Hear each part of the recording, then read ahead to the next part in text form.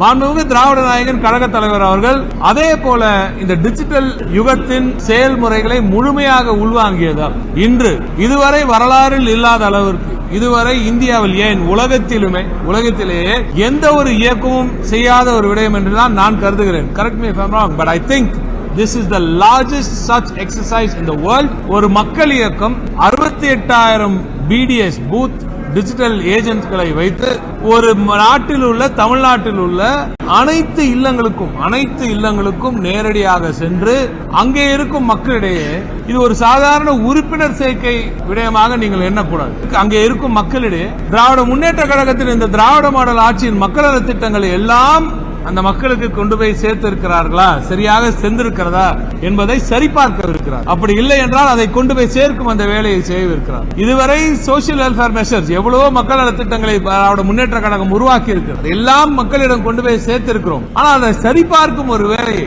இப்படி ஒரு வேலையை எந்த தலைவரும் இதுவரை செய்ததில்லை. அப்படிப்பட்ட மகத்தான ஒரு தலைவராக திராவிட முன்னேற்ற கழகத்தின் தலைவர் இன்று தமிழ்நாட்டின் முதலமைச்சர் மு.க. ஸ்டாலின் அவர்கள் இன்று திகழ்கிறார்.